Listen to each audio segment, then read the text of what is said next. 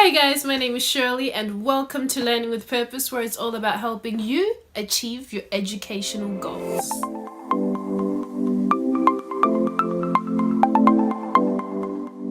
Okay, so today's video is going to be all about how to study smarter and not harder. I'm pretty sure we've all heard our teachers or someone like that say study smarter but not harder, but they never really tell us how to do it. So I just thought I'd make this video so that I can give you a few tips on how you can reduce your study time and make sure that with the study time that you do have, you're using it as efficiently as possible.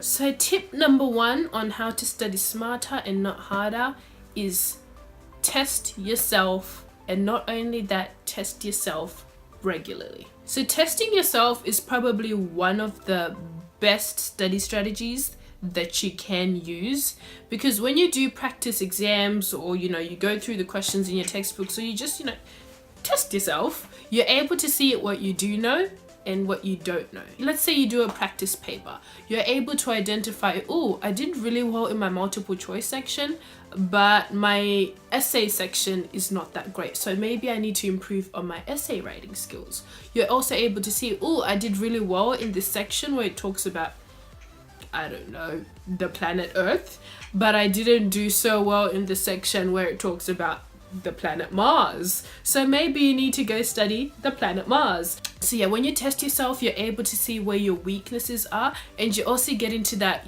zone of practicing for exams, so that when tests come, you already know how to structure your responses, how to respond to specific questions, and you just have it in the bag. So yeah, tip number 1 is make sure that you're testing yourself, and not only that, you're you're testing yourself on a regular basis. Okay, so tip number 2 on how to study smarter and not harder is to review information periodically. As students, we tend to say we learn things once and then we never review that information until it comes exam time. You really want to avoid that, because that's when you end up having to work really hard for exams, whereas you could have been working really smart during this whole time. You don't even have to spend a lot of time doing this. You might say maybe you learned something in week 1, and every weekend you might just spend 5 minutes just quickly reviewing over it, just quickly skimming through over it, have a quick read and all that kind of stuff. That allows you to transfer that information from your short-term memory and to your long-term memory, which means that when it comes to exam period, you're able to retrieve that information from your brain a bit easier. Tip number 3 on how you can study smarter and not harder is invest a bit of time into seeing the different ways that you learn for different subject areas or for different concepts or whatever. So per semester, personally, I study 4 subjects, and I can tell you right now, for all those 4 subjects, I don't apply the exact same study technique. For some of my subjects, I go through the textbook and I make summaries of the textbook. For some of my subjects, I just annotate around the lecture slides. For some of my subjects, I rely off online resources. Just make sure that you're trying to diversify the way you study. Make sure that you're trying to invest time into seeing, okay, how do I best retrieve information? So a general guideline is for heavy content-based subjects like business studies, history, and where it's mainly lots of reading and writing, you really do want to be going through your textbook and you want to be making notes and teaching that information. But for more subjects like maths, where there's a lot of calculations, the best strategy would probably be to do as many problem solving questions as you can. I don't really see the point that much in making heaps and heaps of notes for maths, but if that works for you, then go ahead and do it. There's, like I always say, there's no one single way of studying. Figure out what works for you, but just keep in mind that there's not only one way of doing things, and the best way that you can reduce the study time is see what works best, so that you're making the best use of the time that you do have. Right.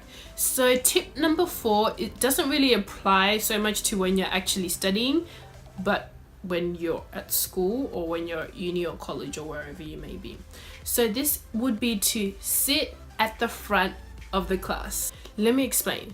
There's absolutely nothing to be ashamed of about sitting at the front of the classroom. You know, I actually applaud people who sit at the front of the classroom. Like when I walk into a lecture and I see people at the front, I'm like, you got your priorities straight. You know, there are so many benefits of sitting at the front of the classroom. First and foremost, your teacher is right there in your face. They're like literally right there. So the first thing that you're gonna see, and the only thing that you will be able to see, is what's on the board and what your teacher is saying, meaning that you're less likely to be distracted by other people. Let's say I'm sitting right at the back of the lecture or right at the back of the class. I'm seeing people's hairstyles. I'm like, oh, I'm gonna go get that haircut next week. Oh, I see what you're looking at on your screen. Maybe I might go on Facebook myself. So you have all these distractions in your line of sight. Whereas if you sit at the front, you don't have anything distracting you.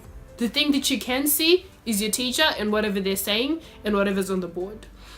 Also, it makes you less likely to fall asleep. Like, some of us, we struggle to stay awake in class. And, you know, any little bit of an advantage we can get, any little bit of help we can get to stay awake, we're going to be taking it. So sit at the front, because you're very less likely to sleep when somebody is staring right at you. You're very less likely to sleep or, you know, doze off or get distracted if you know that your teacher is going to be staring right at you. But, you know, if you're right at the back, you may be like, I'm just going to take a nap, like, real quick. No one's going to see, like, you know. You're more likely to fall susceptible to those things. You know, it's only a few meters away from the back seat. It's really not gonna hurt you, and it's only for a few hours or even for a few minutes where you just have to sit at the front of the class, and, you know, you'll reap the benefits in the role. Okay, so I could not end this video without tip number 5. Most of you have heard about this, but I just really needed to enforce this just in case someone out there hasn't heard it, and it is teach it instead of reading it. Meaning that when you're trying to learn content, the best thing that you can do is pretend like you're teaching it to somebody if you don't have someone to teach it to. Because when you say things, you're able to remember them better. And not only that, you'll be able to see better where your weaknesses are. Because when you can explain things in your own words to someone else without having to rely on your notes, that's when you really know you've understood a concept. But if you see yourself really struggling to explain something in your own words, then you probably really haven't understood that concept. So yeah, say it instead of just reading, because when you're reading, you're not really absorbing that information. It's not really sinking in. You just reading, and then, you know, it's going in one ear and going out the other ear. But when you say it, it actually really sinks in, and, you know, you're just able to remember information a bit better. And so yeah, that would have to be tip number 5 on how you can study smarter and not harder. So I hope you've liked all those little tips that I had for you. If you did, don't forget to press that like button and also that subscribe button, because I've got heaps and heaps of more interesting videos coming up your way. So thank you so much for taking the time to study. Thank you so much for taking the time to study. Thank you so much for taking the time to listen and to watch whatever I had to say. I really hope you do implement some of these strategies. And if you have any other tips that you would like to give, please do comment down below. It can really help someone out, and, you know, I can even pick up a few things or two from you guys. So yeah, let's get that comment section popping.